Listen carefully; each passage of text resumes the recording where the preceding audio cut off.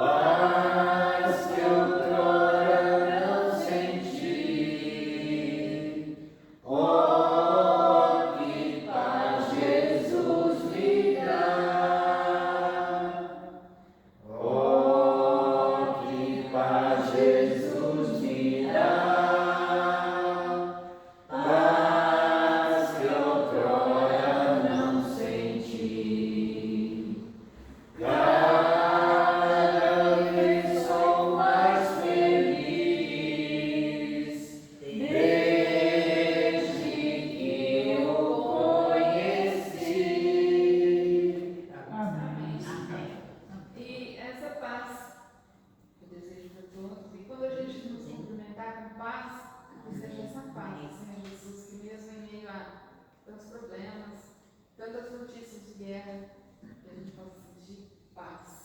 Amém? Amém. Amém. Então vamos nos separar. Os copinhos de fora, eu não podia explicar, né? Tem lá na sala, você trouxe. bonito. Sem contar que vocês têm uns feijão aí pra ver como é que tá, não tem? Eu botei o feijão lá em casa. Não, Tá vendo assim? mas vamos lá. Então traz o feijão. Ó, feijão lá roxo. Você trouxe água mais para os copos? Eu não acho os copos dos copinhos de Orkut. De Orkut eu não entendeu. Eu achei. Tem copo lá embaixo. E no armário tem. E no armário. Aqui no armário. Esse aqui eu não achei que podia Não. mas eu não tá bom?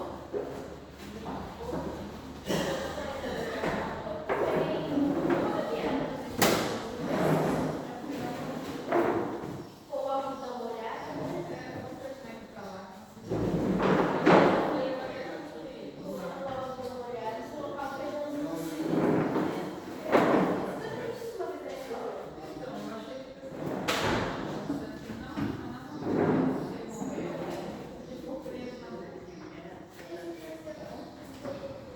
Vamos lá, gente.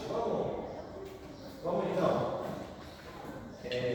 Terminar o capítulo 4. Né? Nós paramos no versículo 23.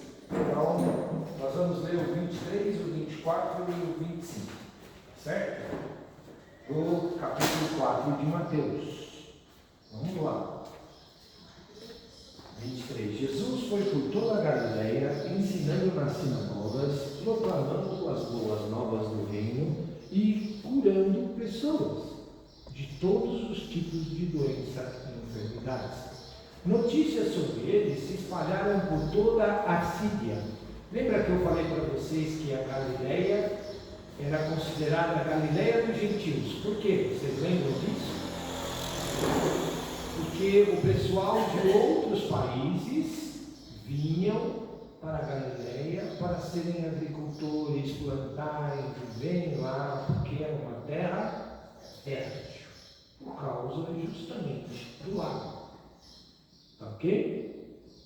E aí, vamos lá.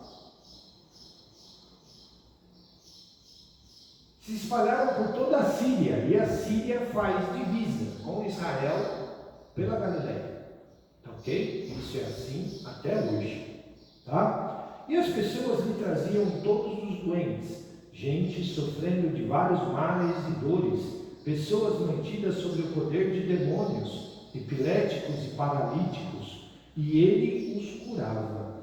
Grandes multidões o seguiam, vindos da Galileia, das 10 cidades de Jerusalém, Judá e do além do Jordão. Então Jesus, como nós tínhamos falado, começa o seu ministério na Galileia. Por quê? Porque Jesus já sabia que o seu ministério seria para todos, não seria só para os seus. Escolhem dentre os, se nós formos ver, na aula passada, tem 4 discípulos aí que já estavam com ele. Quem eram? Pedro, João, Tiago e André. Tá ok? André. São duas famílias representadas aí. Pedro era irmão de quem? De André. E João era irmão de Tiago. Tá ok? Tudo bem? Então, relembrando isso, são os 4 já estão com ele. Ele começa a pregar perante toda a Galileia e a fama dele ultrapassa. E a fama dele ultrapassa isso por causa do quê? Por que as pessoas iam atrás de Jesus? Pela cura. Pela libertação. Jesus dava a cura e libertação para as pessoas que não tinham isso no meio do povo. Era para os rejeitados. Porque essas pessoas, naquela época, as pessoas que estavam doentes e que a medicina da época não conseguia resolver, elas eram colocadas de lado. Tudo bem? Por isso que falam que Jesus veio para os rejeitados. Tá certo? Tá ótimo? Os irmãos entenderam? Por isso que falam que Jesus veio para os rejeitados. Tá certo? Eu vou passar duas figuras para as irmãs enquanto eu faço o fechamento.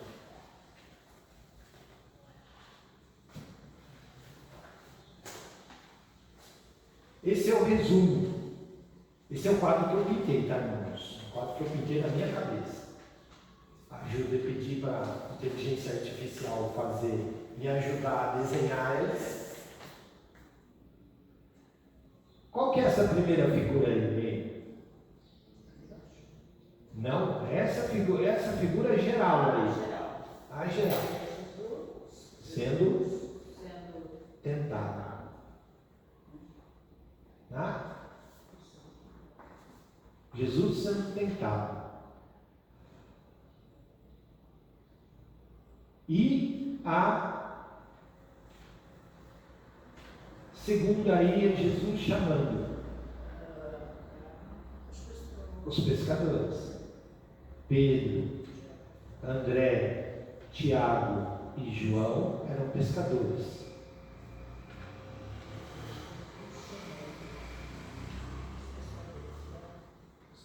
Tá certo? Se a gente fosse resumir isso,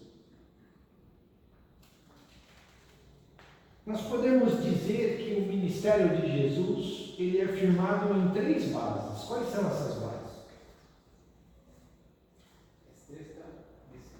As 3 estão nesse capítulo aí. Ensinando, pregando, curando. Ensinando, pregando e curando. Se vocês forem ver na teologia, acho que o pastor pode até confirmar isso melhor que eu. Em estudo teológico, vai dizer que esse é o tripé do ministério de Jesus: o ensino da palavra, a pregação da palavra e a cura. Tá? Isso daí em teologia é explicado. Tá ok? Colocam isso como a base do tripé do Evangelho, do ministério de Jesus. Tudo bem? Dúvidas? Para a gente terminar, eu gostaria de deixar algumas perguntas para as irmãs. Ok? Em quais áreas da vida o inimigo das nossas almas tem tentado você? Quais são as áreas? Porque na vida de Jesus, ele tentou, quantas tentações foram? 3. Ele tentou 3. Tentou Jesus em 3 áreas. Quais foram? Física, que era a comida, material e a espiritual. Tá ok? Quais são as áreas que o inimigo das nossas almas tem nos tentado?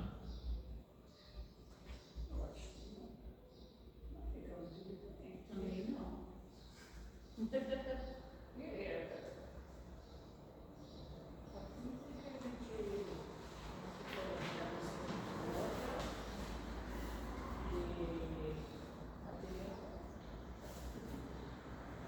E a outra pergunta tem a ver com o chamado. Jesus fez o chamado para os pescadores. Para Pedro, André, Tiago e João. Qual foi a primeira coisa que Jesus, ao chamar eles, desafiou eles a fazer? Largar as redes. qual é a rede que tem segurado você para que você entre de cabeça no ministério? Para você seguir a Jesus, quais são as redes que nós temos que largar? A rede da preguiça. Quais são as redes que nós temos que deixar para seguir Jesus?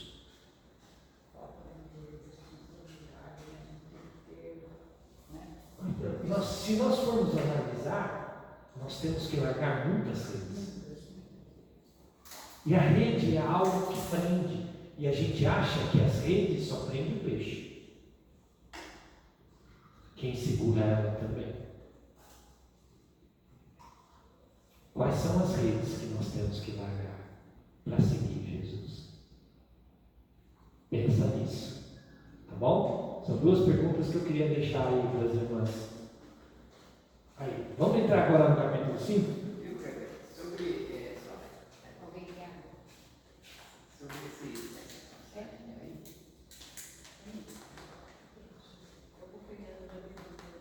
Pode falar, pastor. Pescadores de homens, né? É muito bom deixar aí que Jesus, ele, quando ele transforma a essência da pessoa, sabe? E lá na carta de Paulo, ele fala,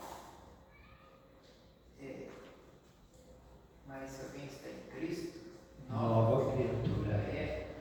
Esse nova, no grego, que ele fala, da essência, sabe? Da nova criatura. E Jesus está falando a mesma coisa. Jesus está falando, vocês não vão pescar mais homens, vocês não Vocês vão pescar pegar mais mais peixes. Vocês vão mudar a essência da pessoa. Vocês não vão usar mais redes. Vocês vão usar a palavra. É para mudar a essência. Para mudar a E esse essência. versículo aqui, quando eu me converti, foi muito comigo, sabe? Eu até chorava, né? Pescador de homens.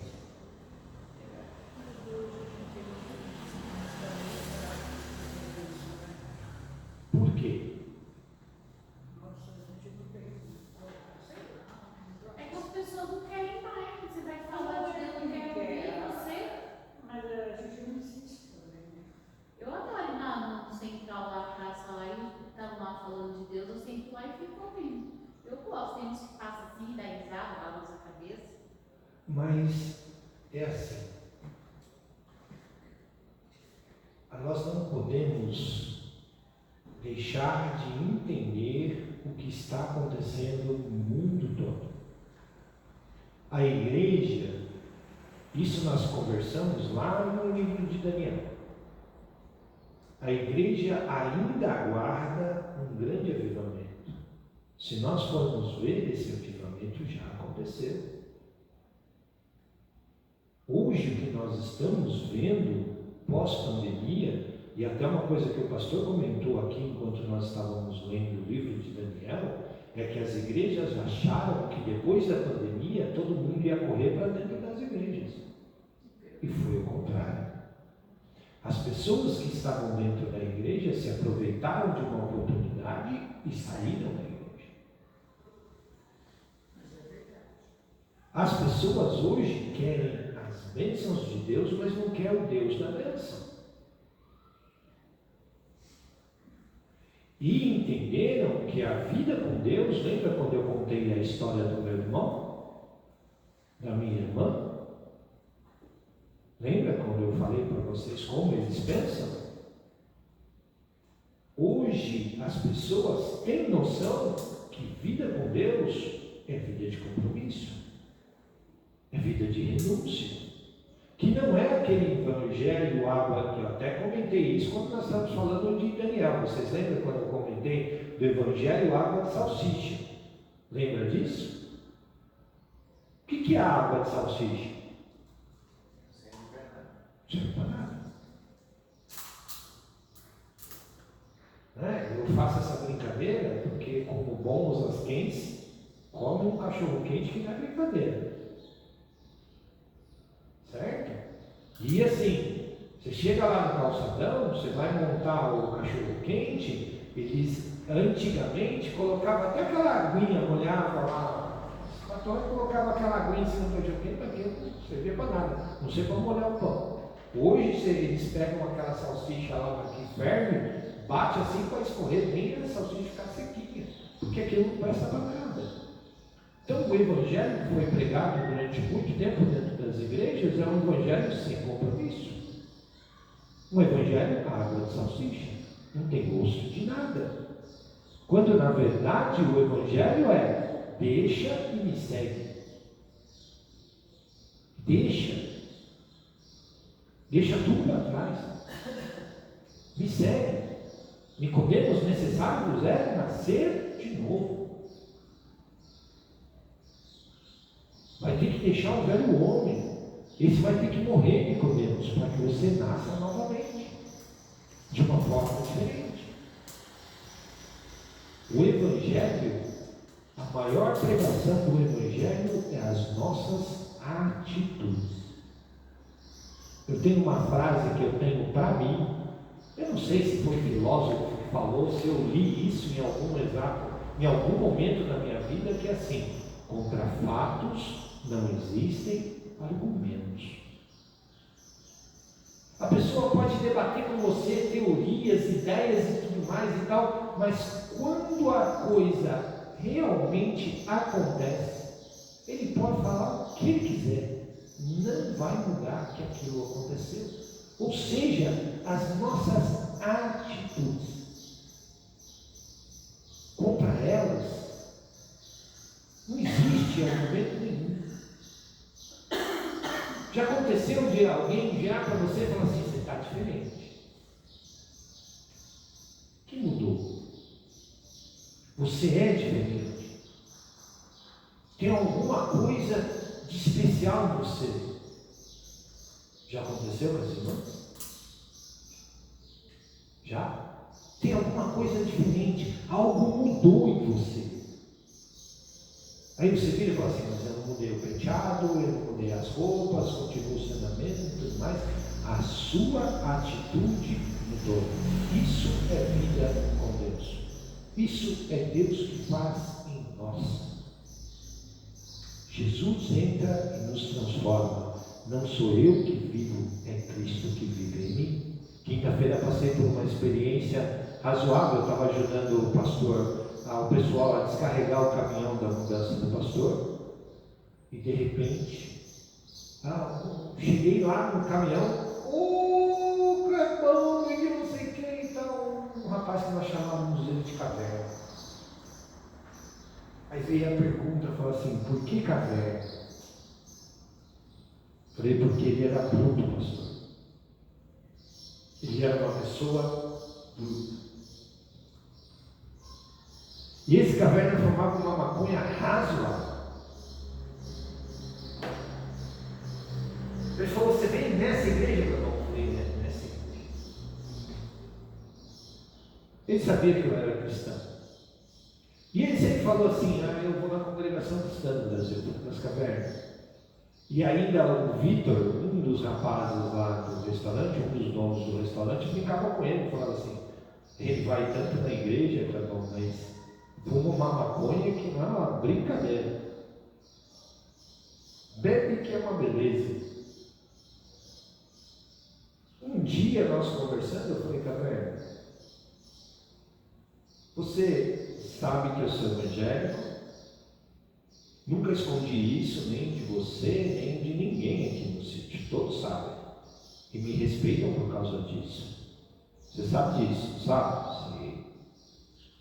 Eu falei assim, ele falou: por que eu não consigo ser assim, Cambão? Eu falei: por causa das tuas atitudes.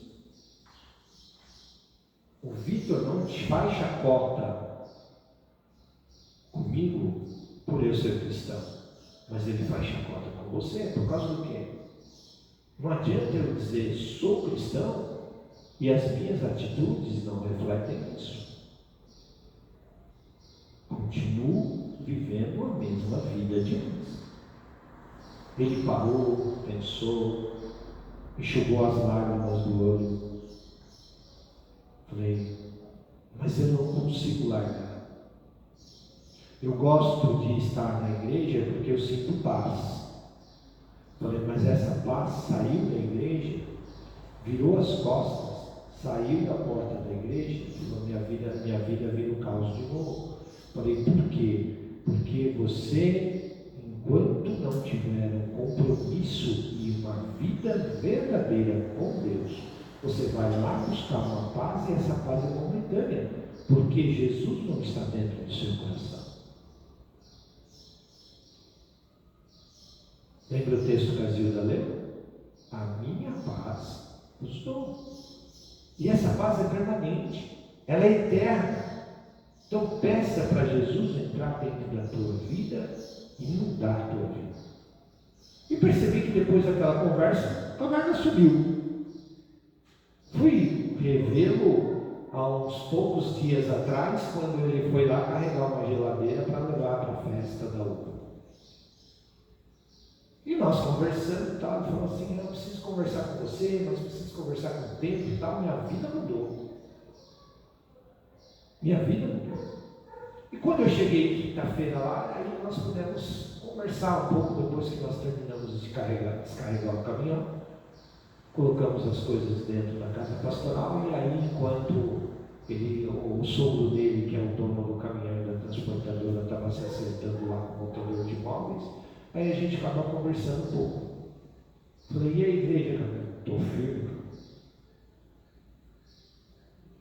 Larguei a bebida, larguei as drogas, passo um tempo excepcional com a minha família. Meu casamento estava indo ralo abaixo por causa das minhas atitudes. Hoje está totalmente diferente, cara. Ele falou, só não consegui largar isso aqui ainda. Ele estava com cigarro na mão. Me ajuda. Diminuí demais, cara. Fumava 2 maços num dia. Hoje, 1 maço dá para uma semana. Mas eu ainda não consegui largar. Falei, vamos orar? Aqui, só no meio da rua. Falei, aqui. Vamos orar. O sogro dele chegou, abraçou nós dois, oramos juntos. E pedi para que Deus colocasse nojo na vida dele quando cigarro. Ele falou, dá certo, Cleber? Eu falei, não sei, vamos deixar Deus ser Deus. Mas não se assusta não. Quando um belo dia seu corpo está pedindo para você acender o cigarro, você colocar na boca, você ficar enjoado. Foi isso que nós pedimos? Foi. Então, isso é mudança de vida. Isso é transformação. E aí um rapaz, quando nós estávamos conversando sobre essas mudanças, ele falou, o rapaz virou e falou assim, é verdade, ele mudou. Ele mudou. É verdade, a mudança é visível. As pessoas enxergam. Eu falei, e você se apercebeu que você mudou, Caverna? Eu me apercebi. Mas a mudança foi natural. Para mim é natural. Hoje as pessoas me oferecem bebida, eu nego naturalmente, sem sofrimento. Hoje as pessoas me oferecem drogas, eu rejeito naturalmente. Mudança de vida. Ele falou, só que as minhas amizades também mudaram. É lógico. Mudança de vida. Mudança de comportamento.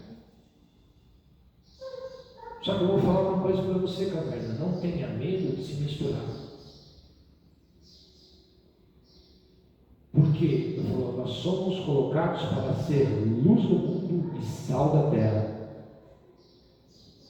Você não acende uma lâmpada e esconde ela debaixo de uma candeia ou fica simplesmente dentro da igreja.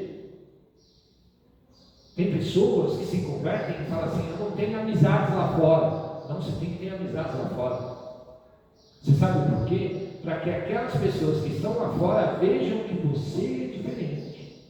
E você tem que trazer luz, irradiar a sua luz para elas. Você tem que ser luz para elas. Não adianta você acender uma vela. Já viu o velário? Quando a gente estava na igreja católica, tinha um padre lá que tinha um velário. Nós íamos uma igreja lá na Leopoldina, que era velário, só que o padre colocava o velário lá na chuva, porque ele não suportava aquilo dentro da igreja. Só que você tem um velário, as lâmpadas estão, as velas são acendidas um do ladinho do outro ali, tal, lindo, bonito, maravilhoso, tal, clareia, faz aquele clarão lá dentro, só lá dentro, só naquele espaço. Nós estamos com todas as lâmpadas aqui acesas. Se eu acender uma outra, vai resolver alguma coisa? Inclusive, pastor, terça-feira eu vou mexer naquela ali, ó, porque ela está apagada. Ver o que está acontecendo lá. Né? Então, o que acontece? Quando eu acendo uma lâmpada no meio de outras lâmpadas, ela praticamente não faz efeito nenhum. Agora, quando eu acendo uma lâmpada no meio da escuridão, então quando as pessoas vêm conversar comigo, eu larguei, eu tirei as minhas amizades, tudo mais, falei para o caverna na frente. Não exclui o Vitor das suas amizades, não, mas mostra para ele da tua vida que você mudou e que ele também pode mudar.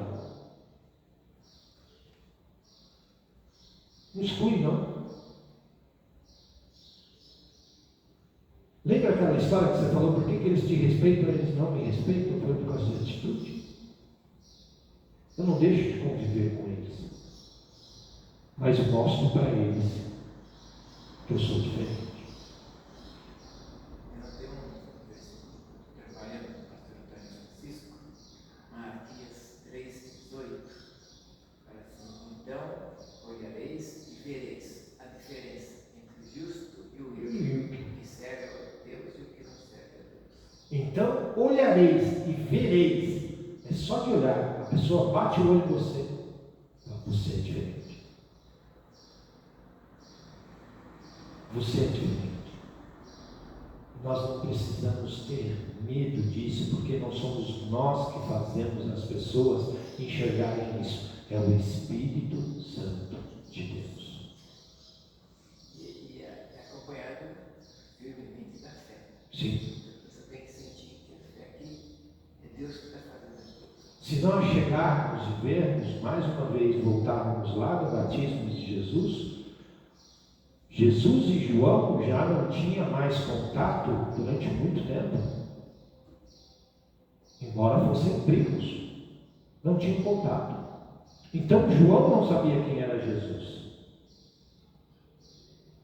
Jesus já sabia quem era João. Mas quando João Batista vê Jesus, o que João fala? Opa, não, eu tenho que ser batizado por você. O que Jesus responde para ele? Lembram disso? Umas 3 aulas atrás. É necessário que você me batize para que se cumpra a palavra.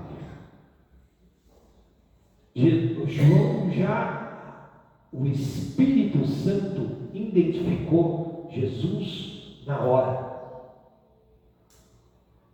e falou para João: ele é o Messias, ele é o escolhido de Deus. Amém? E a própria circunstância fez com que Jó teve que se esconder no deserto. Naquela época, Herodes queria matar todos. Então ele se familiarizou no deserto. Ele já estava, era assim, terra dele. Estava acostumado. Quando Herodes quis matar as crianças, João Batista e Jesus era 6 meses de diferença. Queria matar todos até 2 anos de idade. Então João Batista também teve que fugir. Ele teve que se esconder. Agora nós vamos começar esse capítulo 5.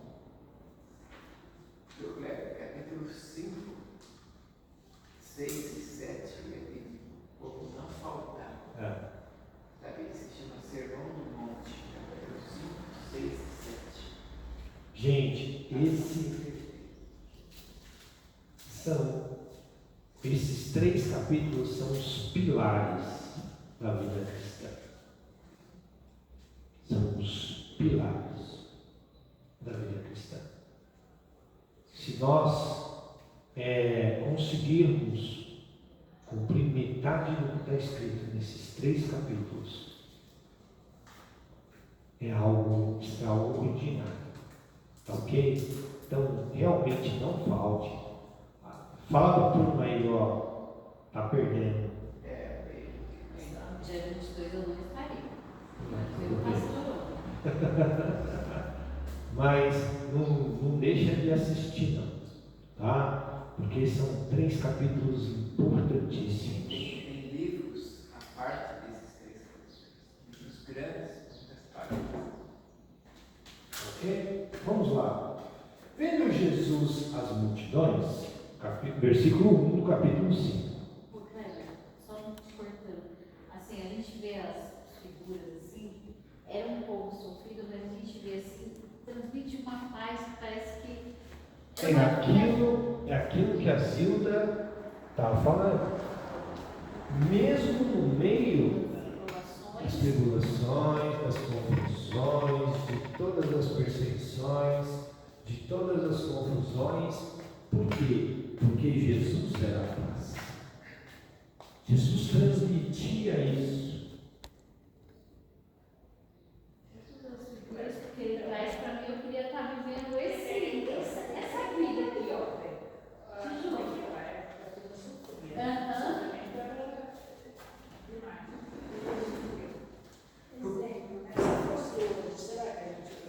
Aguentaria? Por causa do quê? Não sei. Porque Jesus estava com eles. Ah, tá. Mas Jesus não está com a gente? Tá, mas o difícil é assim. No meio de uma confusão toda, imagina o seguinte: estou te passando, você está passando por um problema, uma confusão toda, alguma luta lá com a família e tudo mais e tal, está tudo um caos e não sei o que e tal. E aí Jesus vira e fala assim: a palavra nos diz isso. Crê no Senhor Jesus Cristo, será salvo tu e a tua casa. Aí eu fico preocupado com a minha casa. Fico preocupado com os meus filhos. E a palavra diz assim: ensina o menino no caminho que ele deve andar, porque depois de grande ele não se desviará dele. Aí você olha para a sua vida, olha para a vida dos seus filhos e fala assim: isso não é real na minha casa. O que está faltando?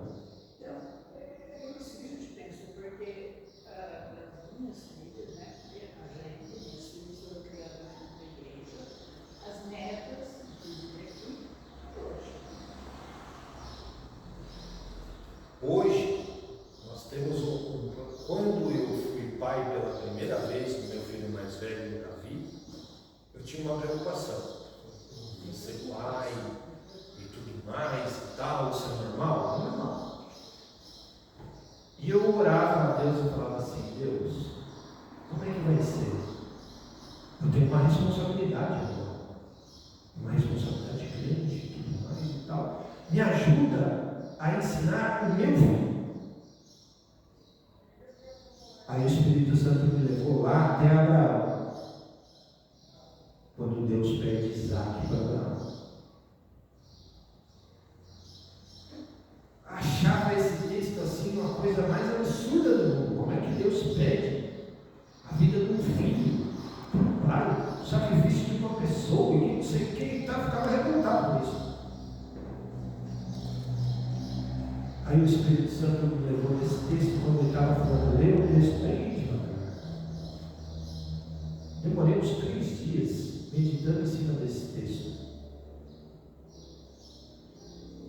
E naquela época eu passava um perrengue razoável na minha vida profissional. Eu comprava meu almoço e minha janta era pão com mortadela.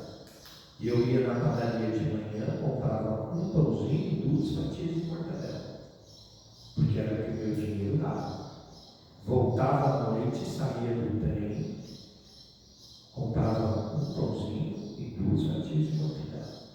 e às vezes comprava um saco de pipoca. Porque aí dava para comer metade do saco de pipoca de manhã e metade do saco de pipoca à noite. Assim era a minha vida. Pai, novo. Eu virava para Deus e falava assim: Deus,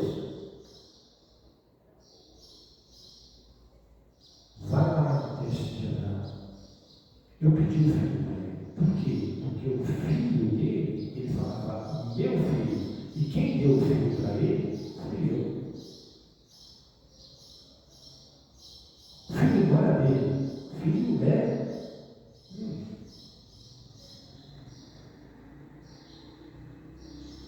Não sou eu que vivo, é Cristo que vive em mim. Então, se é Cristo que vive em mim e eu morri no mundo, de quem são os filhos? De fogo tem filho? De Gené? Fruto tem filho? É usando a palavra mordomo, né? Ah? Nós somos mordomos. Tomamos conta de algo que não é nosso. Mas então, mas aí a gente fica pensando, se eu estiver embora, eles não querem saber de nada. A gente gostaria de ficar assim, né? Porque a gente age assim, Ney, é seu. Não solta. Deus, o filho não é meu. Na teoria é lindo, a gente fala isso da boca para fora. A gente não entrega.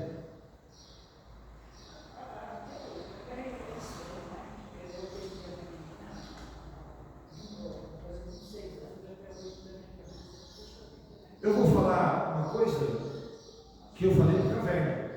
O Caverna olhou para mim e falou assim: tá bom, o negócio está tão diferente, e uma coisa que eu não consegui entender. Eu passo pelos problemas, passo pelos berrengues e tudo mais e tal, mas eu estou em paz.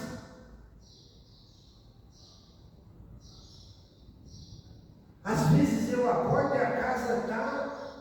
A minha mulher está lá.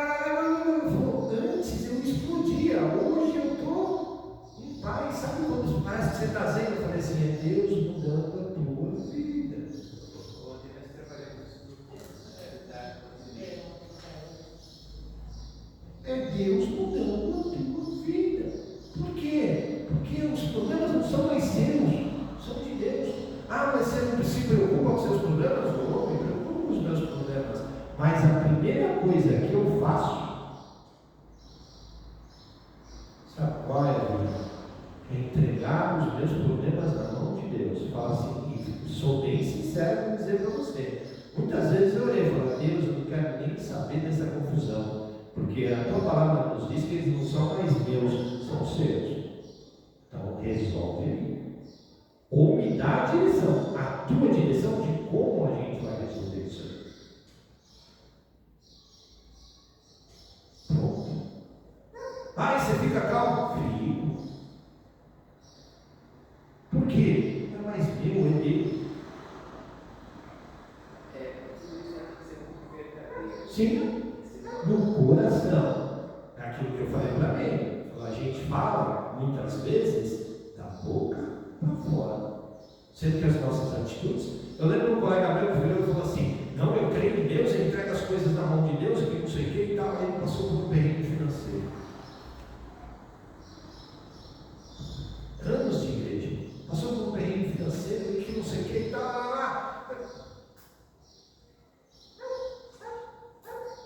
João, qual foi a primeira coisa que você fez?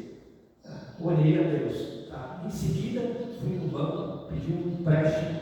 O banco me deu e falou assim: agora você está com problema, porque você não pagou a sua dívida, assumiu o empréstimo, fez uma nova, e agora, em vez de você ter uma dívida, você tem duas.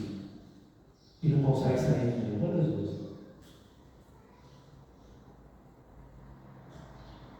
Ah, mas e agora? Pediu dinheiro para um agiota. Eu falei: deixa Deus ser Deus. E o negócio foi se tornando uma bola de neve tão grande que ele não conseguia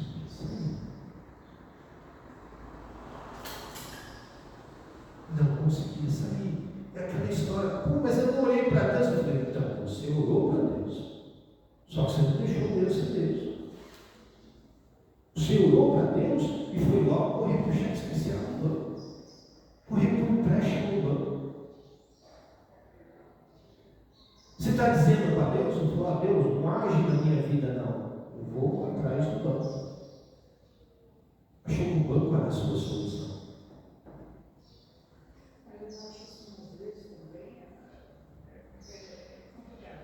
A gente perde, a gente não confia. É isso aí. Falou tudo. Não. Como que vai responder? Não vai ser falta de confiança, é falta de intimidade. A pessoa não busca Deus, fala que confia, mas Não confia. como que ela vai confiar se ela não tem amizade com Deus? Sim. É porque, no fim, as outras soluções, ela vai atrás das coisas porque ela confia sem conhecer a Deus. Então, naquela época, assim, o pessoal via, assim, de olho a olho. Será que hoje a gente só tem que a gente poderia falar assim? Na verdade, é assim. Quando nós passamos pelo problema da perda do Nicolas, vocês acham que eu questionei a Deus? Questionei a Deus. Deus, por quê? E assim, Deus foi tão tremendo que assim, eu contei a história do nascimento do Nicolas. Vocês lembram disso? Ele passou 41 dias internado e tudo mais e tal. Deus operou um milagre e tudo mais e tal. Lindo, bonito, maravilhoso e tal. Quando, depois do falecimento do Nicolas, nós paramos em casa, numa dessas conversas com Deus, nesses desabafos com Deus. Ah, você desabafa com Deus? Desabafa. Eu converso com Deus. A Bíblia diz que eu posso fazer isso. Eu posso sentar no sofá da minha sala e virar e falar assim: Deus, eu quero conversar contigo. Eu preciso conversar com você. Isso que está acontecendo com meu filho está me consumindo e tudo mais e tal. Aí de repente veio um negócio assim e falou: ó, pega o histórico.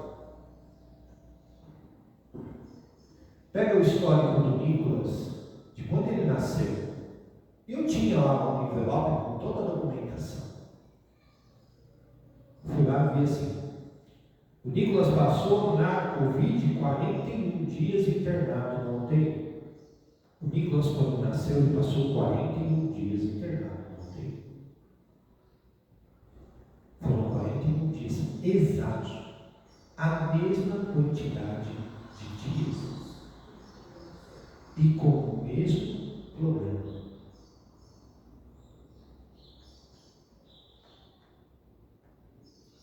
Com uma diferença de quando ele nasceu para essa, nós estávamos em paz durante todo o processo, tanto eu quanto a Zilda.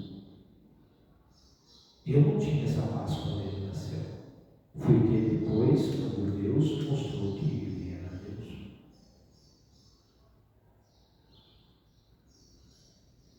Conversando com a Zilda, ela falou assim: será também não? Nós fizemos tudo que estava ao nosso alcance. Mas Deus me deu paz. E veio uma frase que o Espírito Santo colocou na minha cabeça e é assim: ele cumpriu o propósito dele. E ele está muito, mas muito melhor do que você possa imaginar. E do que ele estaria aí com vocês. Ele está comigo. E você vai encontrar ele. Isso tudo me deixa em paz. As pessoas às vezes perguntam e falam assim: você não sente um aperto no coração? Eu falei assim: saudade. Sim, saudade. Mas eu não sinto angústia, remorso, tristeza. Por quê? Porque eu sei com quem ele está. Porque o reino dos céus é deles.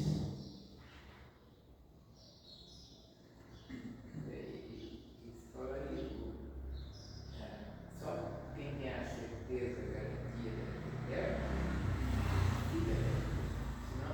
Senão não fica.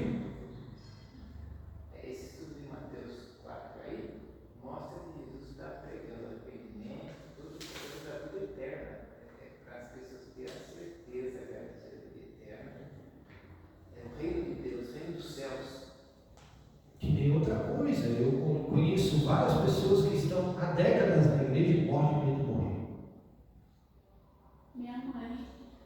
Já perguntaram para mim, falaram, gente, você não tem medo de morrer? Eu falei, não. Por quê? Ele falou assim, porque sou que nem Paulo. Morrer para mim é lucro. Como assim? Você quer morrer então? Eu falei, não. Não. Eu lembro um livro de Billy Graham, que ele escreveu com 93 anos, ele morreu com 99. Ele fala, eu tenho vontade de pregar, mas eu não consigo mais. Ele vai botando dos limites, chama Caminho de Casa. E assim, a pessoa que conhece a Deus, sabe da vida eterna, até a velhice ela vai tranquila, vai caminhando. Eu sou muito louco para pregar, mas não consigo mais, agora tenho que esperar. Gente, graças a Deus eu tive a oportunidade de não conhecer assim pessoalmente, mas tive a oportunidade de ver cara a cara esses grandes homens de Deus, Lenin, Billy Graham, Puxou. Desde 64, Mas eu estive com ele em outra oportunidade, aí um pouco mais recente, na década de 90. Homem de Deus. Benedito também. O maior presidente foi lá dos Estados Unidos, foi na casa dele, bateu lá, Pedir conselho. ele bateu e aí a secretária foi lá e foi a espera toda.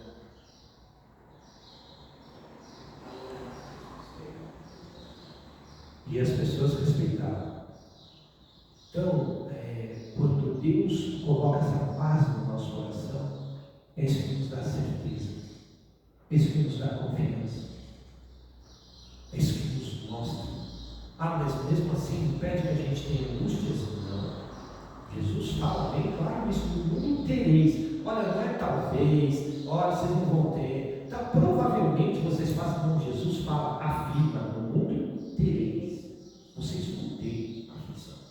Mas tem de bom ânimo porque eu venci o mundo. Ah, mas nós estamos falando de Jesus, homem, passou fome, frio, dor, doença, crise. Vocês acham que Jesus não ficou preocupado? Ah, ele era Deus. Usou farda que nem todos nós, quando criança. Tá bom? Ontem na casa da lei nós falamos de um versículo que uma pessoa da igreja da Penha, uma senhorinha chamada Tamar, que já está no interior, não está mais lá. Aí uma vez ele parou na escadaria lá e falou assim, pastor, eu tenho um versículo da Bíblia que eu lembro sempre do Senhor, que é a sua cara, você ali. Eu pensei nos versículos, né? E é bem que lembra meu mesmo. Foi bom ter sido afligido, porque assim eu conheci os seus estatutos. E assim eu conheci os estatutos. Jó diz o seguinte: antes eu te conhecia, eu ouvi falar, agora meus olhos te veem. Agora meus olhos te veem. É a forma de passar a missão, sabendo que Deus está com você. Sabendo que Deus está com você. E sabendo que Deus vai te ajudar. Vocês já ouviram uma história das pegadas na areia? Um escritor escreve assim: eu estava passando por aflições e estava caminhando e conversando com Deus na praia. Quando estava tudo bem, eu olhava para a praia, via as minhas pegadas e via as pegadas de Jesus do meu lado. Quando o negócio ferveu, eu passei a ver uma única pegada. Aí ele falou assim: Deus, por que tu me abandonaste nas minhas aflições? O que mudou nas minhas aflições? Ele falou assim: Jesus olha para ele e fala assim: olha de novo. Aí ele percebeu que as pegadas que ele viu eram de Jesus, que ele não estava mais do lado de Jesus, Jesus estava carregando ele no colo. Falou: durante as aflições, eu não estava mais do seu lado, eu estava com você no meu colo. As pegadas que você viu na areia são minhas, são suas, não. Estou com você o tempo todo. Tá certo? Tudo bem? Vamos lá? Versículo 5, capítulo 5. Vendo a multidão, Jesus subiu ao monte. Depois de se assentar, os discípulos se aproximaram dele e ele começou a falar: isso é o que lhe ensinou. Quão abençoados são os pobres em espírito, porque o reino dos céus é deles. Quão abençoados são os que planteiam, porque serão confortados. Quão abençoados são os pacíficos, porque herdarão a terra. Quão abençoados os que têm fome e sede de justiça, porque serão satisfeitos.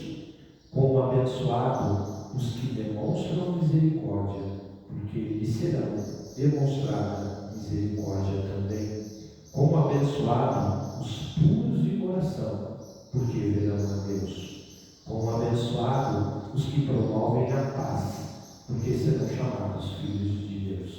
Quão abençoados são os perseguidos pela procura da justiça, porque deles é o reino dos céus. Tem o 11 e o 12, tá? Mas como a Zilda já subiu ali, é melhor a gente parar nesse até no 10 aqui, porque senão depois eu tenho que colocar a prática da paz em prática lá no carro já. Isso aí já é no grego, só para saber que deve estar bem-aventurado. É bem-aventurado, felizes e abençoados. Tá? No hebraico é abençoados, ok? É que como a Bíblia é traduzida, o Novo Testamento é traduzido do grego e a minha versão é traduzida do hebraico, então tem essas divergências aí, tá? O sentido é o mesmo. Jesus começa a descrever o caráter do cidadão do reino dos céus.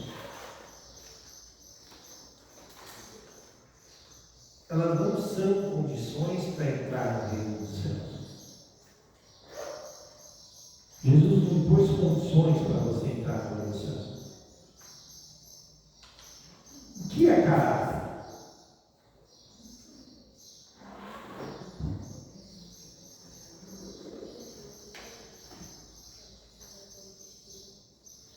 Todos nós já ouvimos falar dessa palavra. O que é o caráter de uma pessoa? Vergonha na cara. Caráter. A gente fala assim: essa pessoa é uma pessoa de caráter, ela é uma pessoa de atitudes. As atitudes delas, o caráter ele nada mais é do que as nossas atitudes que revelam quem nós somos. São essências. É a nossa essência de vida, formada durante a nossa educação, forjada durante a nossa educação. Você sabe por que eu digo que o caráter ele é forjado? Vocês já viram uma forja? Já viram, né? Como é que é a forja? E depois o que acontece com aquele ferro? Martelo. Isso. A forja hoje vem uma chapa de metal, um bloco de metal, aquele bloco é esquentado ao extremo. Depois você vê, ele desce um molde. Ele é colocado sobre um molde embaixo e em cima. Por enquanto ela é uma chapa. De repente desce uma coisa, uma pressão enorme, maceta. E às vezes o operador da forja tem que levantar aquele molde e descer de novo. É uma forma. Até que aquele metal esquentado no extremo toma a forma daquele molde. Isso é forjado. Antigamente se esquentava uma barra de ferro e daí a gente via nos filmes o ferreiro até aquela chapa ficar fininha e se formar uma espada. Ele forjava uma arma, ele forjava um machado, ele formava um cutelo, ele forjava uma peça. Então, quando nós falamos sou forjado, o caráter é forjado, ele é martelado em nós até que crie uma forma. E não dá para desfazer aquilo mais. Ela não volta à forma de chapa de novo. Ela já criou aquela, tomou aquela forma e não muda. Então, caráter, eu digo que caráter é forjado em nós. E não tem como nós escondermos. Então, quando Jesus fala das boas aventuranças, ele está dizendo do caráter do cristão.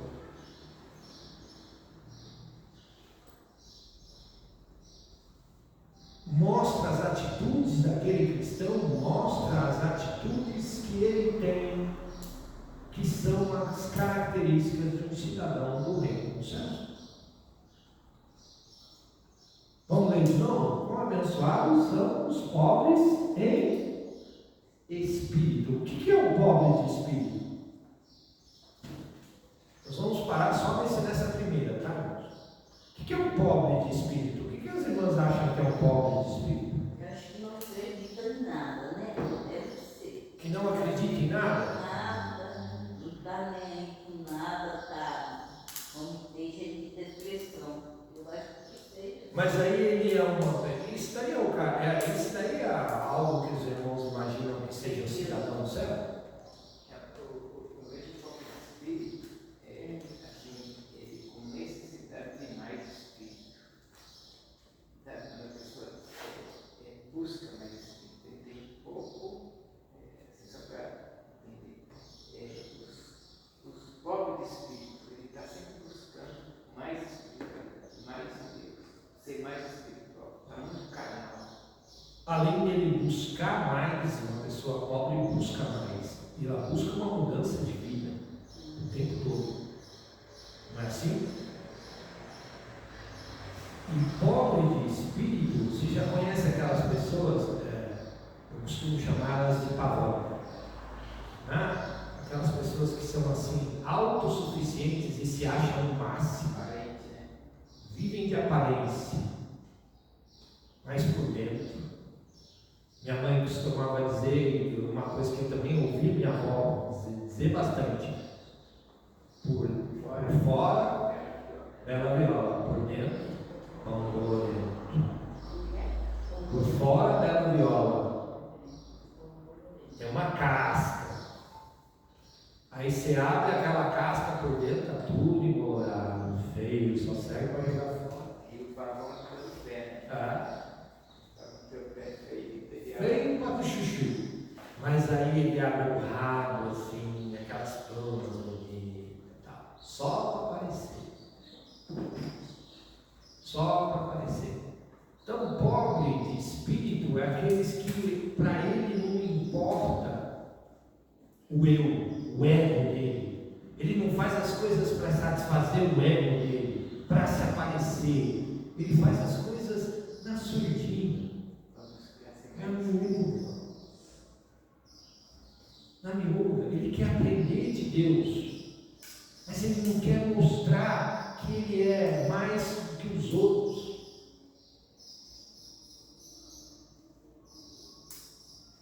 Tem um quadro na televisão que eu gosto muito. Passa lá no negócio lá do Hulk, lá no Domingão do Hulk, aonde ele exalta as pessoas. E acho que no domingo passado nós estávamos vendo Cheguei em casa, eu estava vendo, ligamos a televisão enquanto nós estávamos fazendo o nosso lanche. E aí eu estava assistindo aquilo lá e estava falando de uma mulher lá de Salvador. Foi moradora de rua. Contou a história daquela vida daquela mulher, foi moradora de rua. Hoje ela ajuda 430 crianças. Na comunidade que ela mora. Dando alimentação, curso, reforço escolar. E no meio daquela gravação toda, tá? Lá, não sei o que, foi uma mulher lá, disse que olha, meu marido está bêbado, não sei o que, não, vamos lá, vamos conversar com seu marido.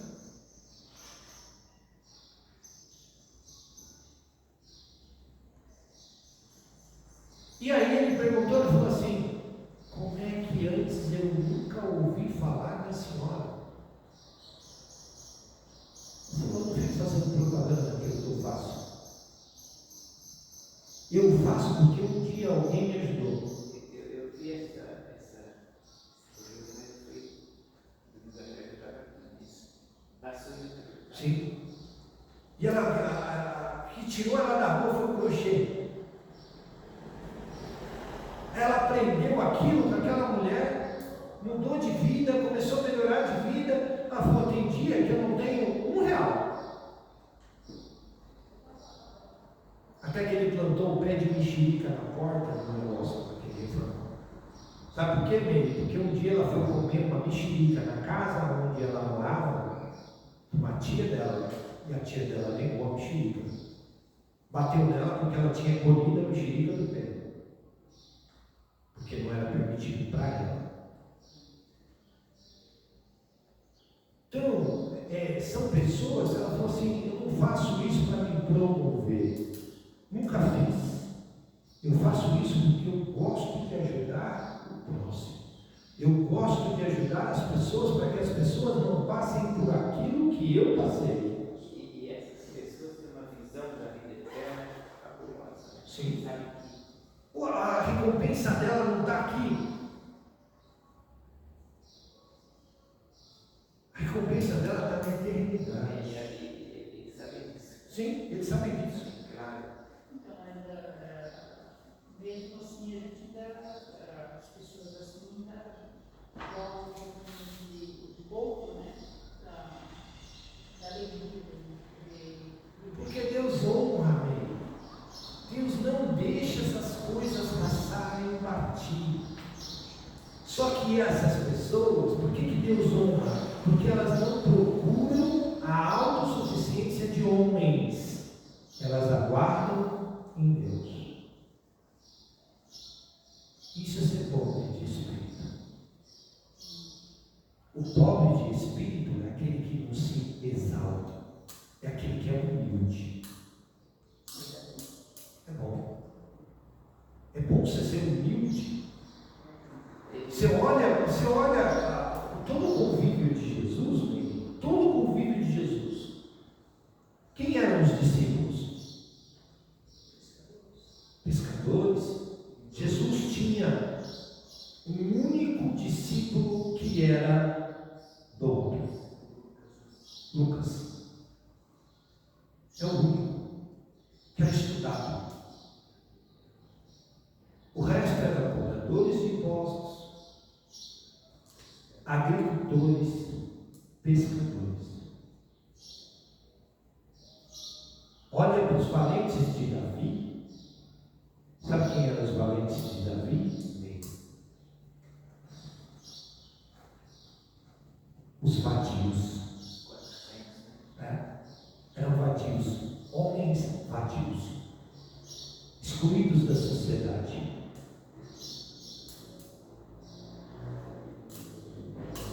Olha para Josué, quem era Josué?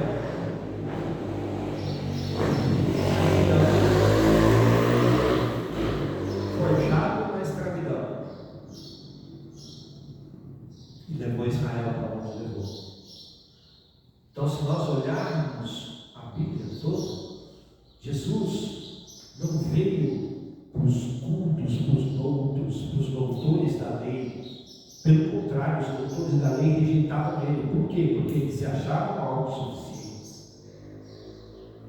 Quem é esse caipira vindo lá da Galileia pregar o evangelho aqui? Pode acontecer, pode nascer alguém de Nazaré, pode vir alguma coisa boa de Nazaré. E eles escreviam as palavras, escreviam, Mas não viviam. Só os pavões aí. É os pavões. Nazaré é um lugar que só sabia macumba? Não, Nazaré é um lugar na periferia. Periferia. Lugar de gente pobre. Era um lugar que o povo fazia muita macumba. É de gente pobre. Falar pobre de espírito, dá a impressão que a gente Não, são pessoas que não se exaltam. São pessoas que não se elevam. Que não se acham. Não, mas você é pobre de espírito. Você é pobre de espírito. Te xinga, né? Te fala de povo lá embaixo. Você é pobre de espírito. Sinta as boas aventuranças. Fala, olha, então, graças a Deus eu sou pobre de espírito. Sabe por que eu sou pobre de espírito? Porque o reino dos céus é meu. Porque eu preciso aprender mais e mais. Porque eu imaginava quando falava isso, era uma ofensa que você não acreditava em Deus, você não tinha Deus, você nada pensa positivo, que você é só. Aí agora você pode abrir as bem-aventuranças. Vamos lá no Sermão da Montanha. Vamos lá, vamos ver o que Jesus fala de ser pobre de espírito. Aí você abre e lê bem assim: quão abençoados são os pobres de espírito, porque o reino dos céus é dele. Fala então, para ser pobre do espírito, eu quero continuar sendo. Porque se eu for inflado que nem você, eu vou para o céu, você fica. Beleza? Então eu quero continuar sendo pobre do espírito. Tá bom? Responde pela palavra.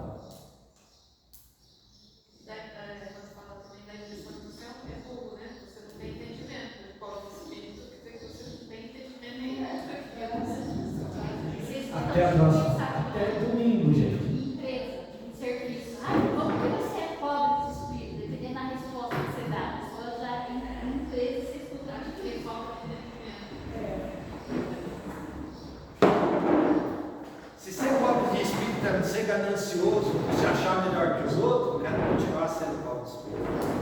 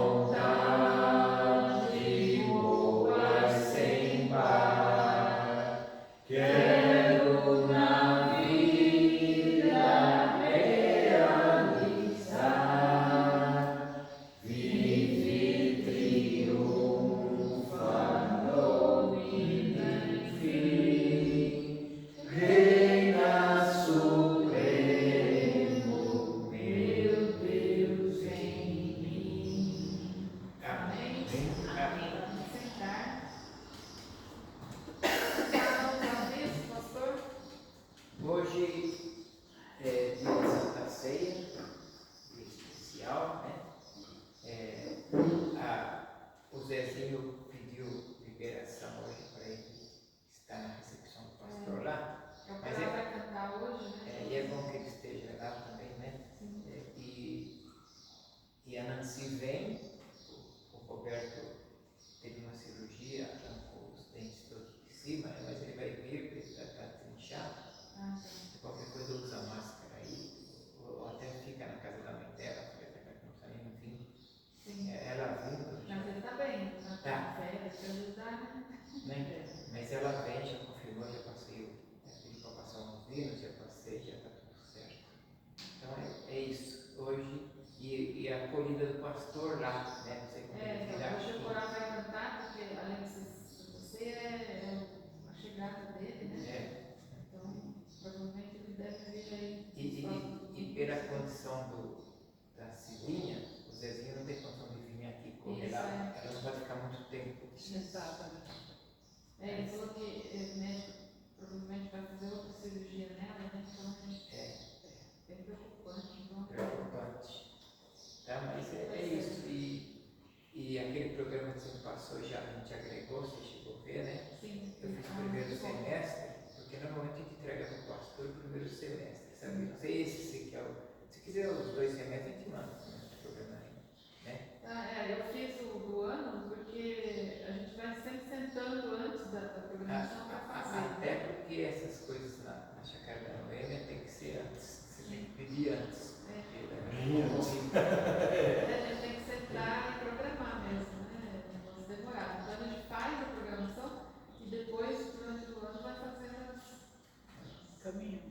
vai fazendo os detalhes. Adaptações, acertos, né? Isso. Mas tá bom. Hoje é mais esse recado da Santa Ceia. Tá. Terça-feira nós temos. Não tinha muita gente na última, mas acho que a partir da próxima a gente Não, terça-feira vai tem ter agenda, né? a Arlete, todas Isso, a Marlene não estava aí, então muita gente com. Agora A Marlene tinha consulta e tal, então acho que terça vai ter mais mulheres. Amém? Então isso aí. Nós temos lá a nossa.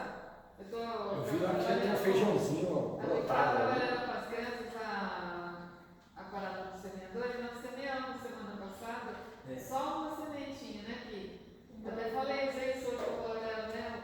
Algumas sementes caem no meio das pedras, outras nos espinhos, aí não nasce, aí nasceu só uma. Nós semeamos de novo, aquela duas pegadinhas. Aí que a semana que vem a gente planta na terra, né? Porque não vai, ali não vai desenvolver, então a gente planta na terra as sementes. Amém? Então é isso. Vamos encerrar, vamos orar. E orar de novo? Encerrar? Agradece já o almoço e puxa para nós também. Isso. Senhor nosso Deus, muito obrigado, Pai, por essas palavras, por esse ensinamento, ó Deus, que o Senhor nos deu agora, Pai, que a gente consiga aprender mais e mais da Tua palavra. Muito obrigado, Senhor, de coração a gente agradece. E agora queremos te pedir também, Senhor, a sua bênção, Pai, sobre o nosso almoço, que seja aquele almoço bem gostoso que a gente costuma comer, Pai. E muito obrigado a Deus pelo culto que nós vamos ter à noite, que a gente possa vir na paz também, Pai. Sempre na paz do Senhor a gente estará contigo. Muito obrigado, Senhor, por todos que vieram e aquele abençoe, Senhor, aqueles que não puderam vir. E queremos te pedir também, Senhor, uma festa bem grande, Senhor, bem abençoada para a Central hoje, Pai. Que todos possam estar felizes, alegres com a chegada do nosso novo pastor. Nós te agradecemos, Senhor, tudo, em nome de Jesus. Amém, Senhor. Amém. Estás nos céus, santificado seja o teu nome. Venha o teu reino, seja feita a tua vontade, assim na terra como nos céus. O pão nosso de cada dia nos dai hoje. Perdoa as nossas dívidas, assim como nós perdoamos os nossos devedores. E não nos deixes cair em tentação, mas livra-nos do mal. Pois teu é o reino, o poder e a glória para sempre. Amém.